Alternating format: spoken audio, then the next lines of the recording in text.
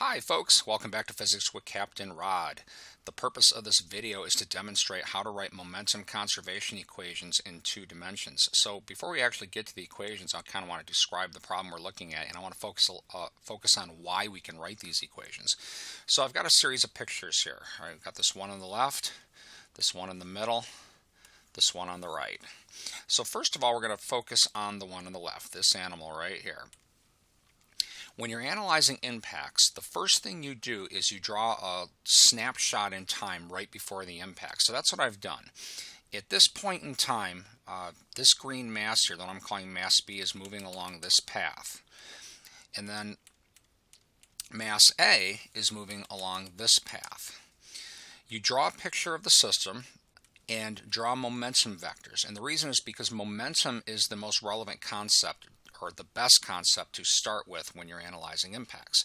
So these vectors that I've drawn, they're not velocity vectors, they're momentum vectors. So this vector has a length equal to mass B times its velocity, VB1. And I'm putting the vector symbols here, they're very important because velocity is a vector quantity, therefore mass times velocity also a vector quantity. So this vector right here is MBVB1. It represents the momentum of mass B before impact. It makes some sort of angle with the horizontal. So for this discussion, I'm going to work everything in terms of a standard X, Y coordinate system. So the horizontal is going to be referring to the X-axis, right, and then the vertical be referring to the Y-axis, right? So this vector right here, this is the momentum vector of mass A, the first mass just before impact, and that's why I called it MAVA1. Mass A times velocity A, picture 1. Right, so this is like a snapshot in time showing the momentums of each part of the system just before impact. You would do this whether it's a one-dimensional, two-dimensional, or three-dimensional problem. Right, let me focus a little bit here on this picture on the right. So this is a picture of the momentums after the impact. And because these are vectors, these should have vector symbols. So in my example here, mass A comes down, hits mass B, and ends up kind of rebounding up and right. And then mass B is going to hit mass A and kind of rebound down and right. So momentum vectors are drawn. They're labeled MAVA2, MBVB2, and the double subscript is required here. I mean, we have two different masses. Mass A and mass B, and we have two different time frames. So for those of you who know me, you know that I like to use letters to represent different masses and 1s, 2s, 3s, 4s to represent different time frames. So MAVA2 is the momentum vector MV for mass A, picture 2. All right. Now you'll notice there's four, I'm just going to say kind of generic angles. Let's go back to MAVA1. We're going to assume in this problem it makes an angle alpha with the x-axis as shown. We've got MBVB1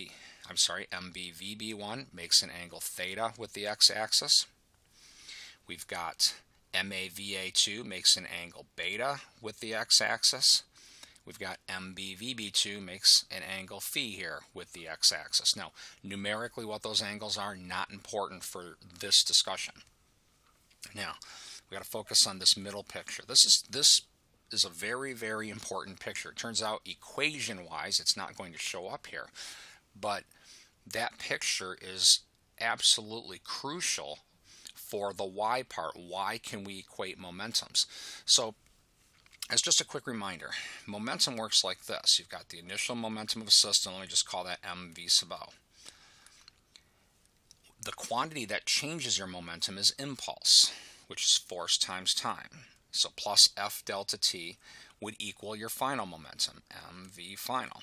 Now this force times time, during an impact, force against time is fairly complex. I'm just going to do a quick little sketch here.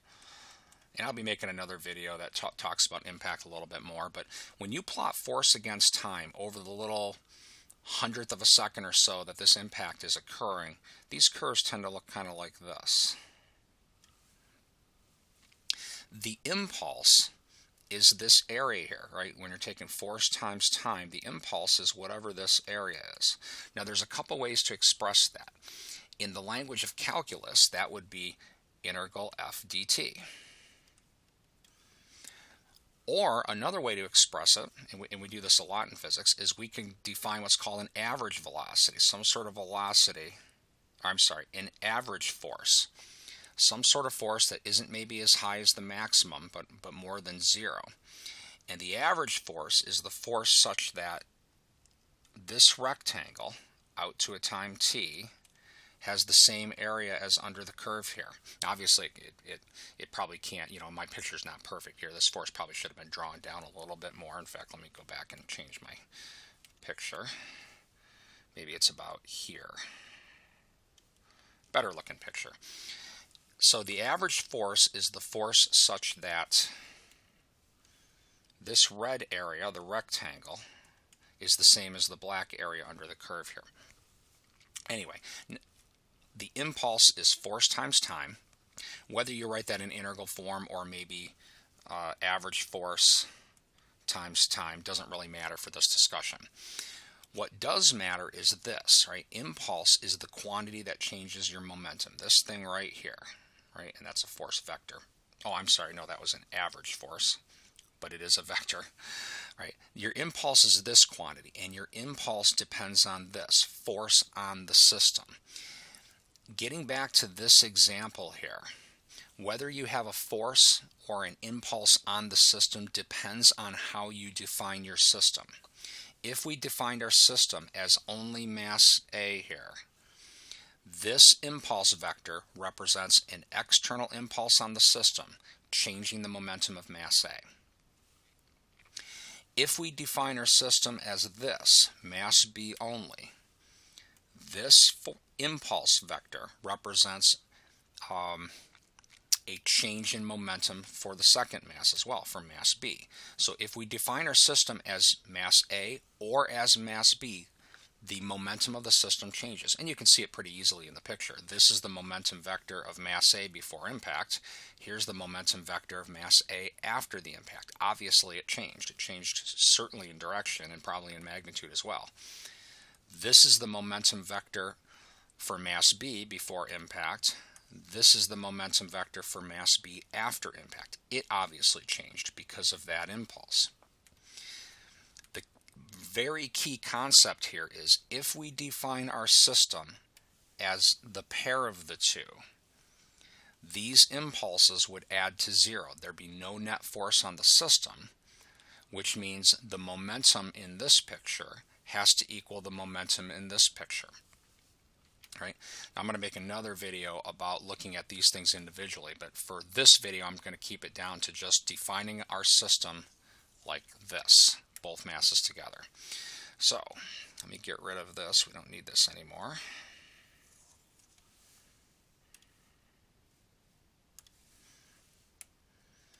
All right, so again, we're going to write what are called conservation of momentum equations. The reason we can say that momentum is conserved is because I'm defining my system like this, both masses together. Therefore, these impulses add to zero. Therefore, the momentum in this picture is equal to the momentum in this picture. So now I'm going to write a pair of equations that say that. Now, the reason I can write a pair of equations is because momentum is a vector concept, right? Basically, this is basically just Newton's second law kind of written sideways. In Newton's second law, you can sum forces in the x direction and the y direction and the z direction in a three-dimensional problem. So because this is a two-dimensional problem, it's going to allow us to write two equations, one for the x direction, one for the y direction. Here's what they're going to look like. So, conservation of momentum, I usually just put con of mom in the x direction, calling right positive. This is kind of required. The reason? We're dealing with vectors. When you deal with vectors, you have to define directions, and you should define a coordinate system and tell which way we're calling positive. So now I look over here at the picture on the left, and I'm just going to take these one at a time. This guy's momentum vector here. Now, I'm going to take the time to do this with the straight edges.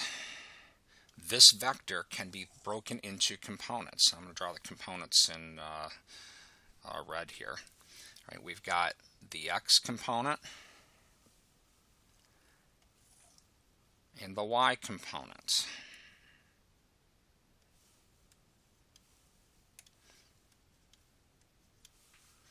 And then we have the angle alpha here. I should probably redraw my alpha. And we have that angle alpha between the momentum vector and the x-axis. Oops, want that there? Okay.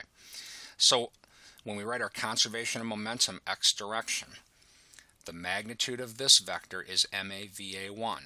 We want just the x component, so we're going to multiply that by cosine alpha. So this term is going to be MAVA1 cosine alpha. This term is positive because this vector points to the right, and I have right positive. Then I look at mass B here. Right. The components for this momentum vector would be like here and here. And I'm not going to bother drawing every single vector component for this example. The x component, you'll notice, would be adjacent to the angle theta. So its magnitude is going to be MBVB1 cosine theta. This term would also be positive because, again, this thing would be to the right. I'll just draw them temporarily. There's the momentum vector horizontally. There's its vertical component. Right. So there's our net momentum for this picture in the x direction. Now we look over to here. Let's look at this vector. If I draw its components, there's its x component adjacent to the angle I've called beta. There's its y component opposite the angle that I've called beta. So this guy's x component is going to be MAVA2, that's the hypotenuse of that vector, cosine beta. This is positive because that vector component points to the right.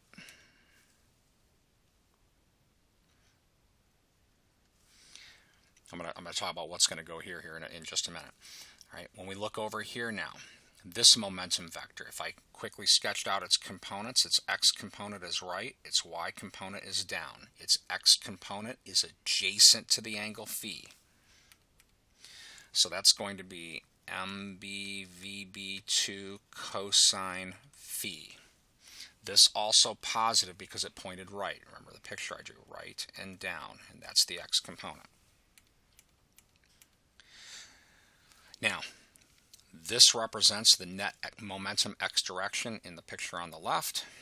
This quantity right here represents net momentum picture on the right.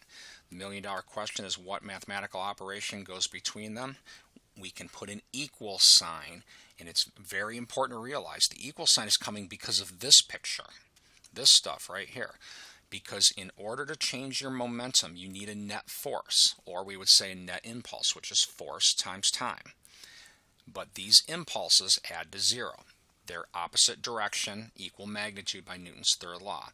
So this system has no net impulse acting on it. That's why we can put the equal sign. All right, I'm going to go ahead now and write another equation. Conservation of momentum in the y direction. I'm going to go ahead and do that, calling up positive. So when we look at these pictures, let's see, go back to MAVA1. That was the x component, there's the y component, opposite the angle alpha. So the hypotenuse is MAVA1, but I'm going to multiply that by sine alpha because I'm looking at the y component, and I'll take note that it's down. Therefore, this is going to get a minus sign because I've called up positive. When we look here, we've got MBVB1. Here's an angle theta. If I kind of sketch those components again quick, they look like this. X component, y component. Right now I'm working with the y components. Notice it is opposite theta, and it's up. So the next term is going to be plus MBVB1 sine theta. You can draw a better theta than that, theta. Okay. Now we look over to the right. And again, the vector components for MAVA2. There's the x component, there's the y component. The y component is opposite the angle I've called beta. So MAVA2 sine beta, positive because it was up. Now we look at this animal. This momentum vector is MBVB2. Its components look like this and that. The y component is opposite phi, and it's down. So when we write the term out for that, it's going to be minus MBVB2 sine phi.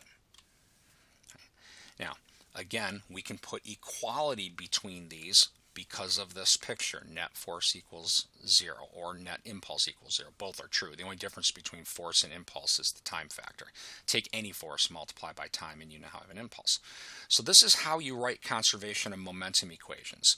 You draw a snapshot of the system before impact, put the momentum vectors in. You put whatever angles are relevant depending on what directions you're working with or what set of coordinates.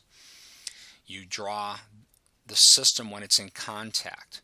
I like to draw the impulse on both parts of the system. You draw what the system looks like after the impact. Draw the momentum vectors after. Label the angles. If you know the angles, you know numbers, that's fine. If you don't, you give them names. I like to use Greek letters for angles, theta, beta, alpha, etc., but you can call these angles anything you want to within reason. You break all of the vectors into components, right? So this has got an x and a y, this one an x and a y, this one an x and a y, x, y. You write momentum equations based on components by direction because momentum is a vector concept, right? So this is a process. You don't want to memorize this equation. This equation is specific to the picture I have drawn. It's unique to this picture. You don't do momentum problems by memorizing equations. You learn how to draw the pictures, draw the momentum vectors and the impulse vectors, and use them to write your equations. So I hope this video helps. I hope after this video you've got some idea of how to write momentum conservation equations for two-dimensional problems.